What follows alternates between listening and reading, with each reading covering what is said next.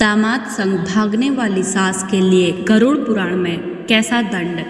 प्यार में धोखा देने वालों को नरक में मिलती है रूह कांपने वाली ऐसी सजा। उत्तर प्रदेश के अलीगढ़ में एक महिला अपने होने वाले दामाद के साथ चली गई, जबकि इससे पहले मेरठ में मुस्कान नामक महिला ने अपने प्रेमी साहिल के साथ मिलकर कथित रूप से अपने पति सौरभ की हत्या कर दी। प्रेम में धोखा देने वालों के लिए नरक में किस तरह की सजा के बारे में बताया गया है और उन्हें कौन सी योनि मिलती है, विस्तार से जानिए गरुड़ पुराण में इस बारे में क्या कहा गया है। अभी उत्तर प्रदेश के मेरठ में अपने प्रेमी साहिल के साथ पति सौरभ की कथित रूप से हत्या करने वाली मुस्कान का मामला ठंडा भी नहीं हुआ था कि अलीगढ़ से भी पिछले दिनों प्रेम में धोखे का मामला सामने आया है। यहाँ अनीता नामक महिला बेटी की शादी से पहले अपने होने वाले दामाद राहुल के साथ चली गई। इससे युवती और उसका पिता सदमे में है। हालांकि ये कोई पहला मामला नहीं है जिससे प्रेम में धोखा दिया गया हो या प्रेम में विश्वासघात देकर हत्या कर दी गई हो। इस तरह के मामले अक्सर आते रहते हैं। इन मामलों में कानून अपने हिसाब से काम करता है, लेकिन सनातन धर्म में इसे महापाप की श्रेणी में रखा गया है। गरुड़ पुराण में इस तरह के पाप के लिए कठोर सजा का वर्णन किया गया है। आइए विस्तार पूर्वक जानते हैं प्रेम में धोखा देने वालों को मृत्यु के बाद नरक में किस तरह की सजा भोगनी पड़ती है। यमदूत उन्हें किस प्रकार सबक सिखाते हैं।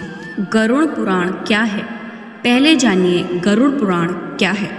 गरुड़ पुराण सनातन धर्म के अहम ग्रंथों में से एक वैष्णव संप्रदाय से संबंधित पुराण है।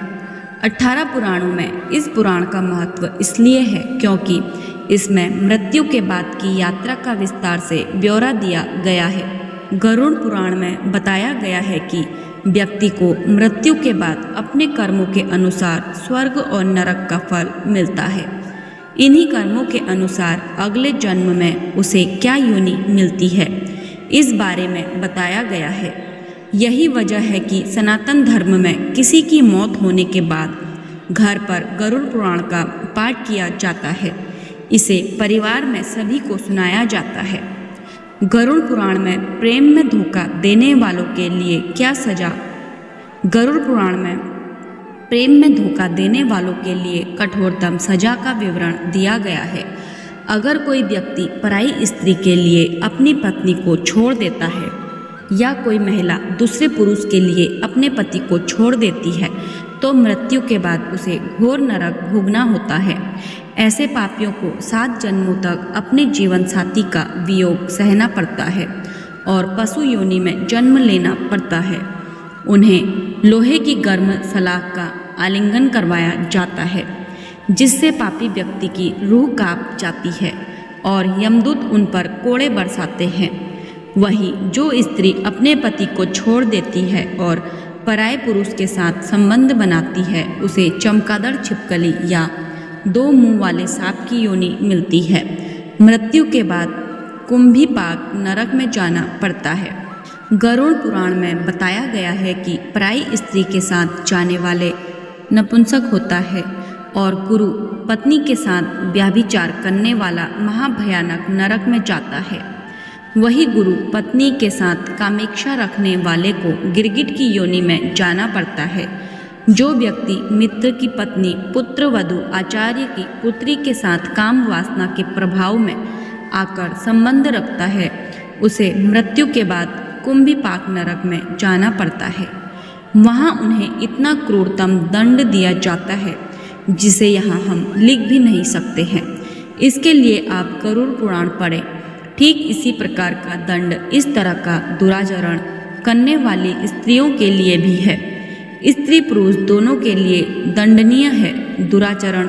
गरुड़ पुराण में इस पराई स्त्री का हरण करने वाले और धरोहर का हरण करने वाले ब्रह्मा राक्षस बनते हैं।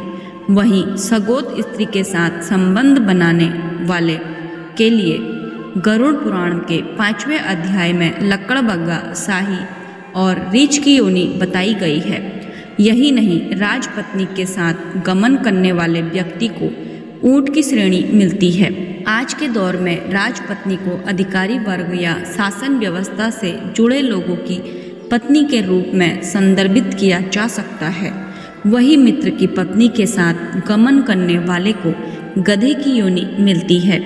इस तरह का आचरण स्त्री और पुरुष दोनों के लिए दंडनीय है, क्योंकि अलीगढ़ के सास दामाद अनीता और राहुल हो या मेरठ के मुस्कान साहिल, इन्होंने प्रेम में धोखा दिया है तो गरुड़ पुराण के अनुसार इन्हें 7 जन्मों तक जीवन साथी का वियोग, मृत्यु के बाद नरक में लोहे की सलाख से आलिंगन और कोड़े मारने जैसी सजाएं देने का जिक्र है।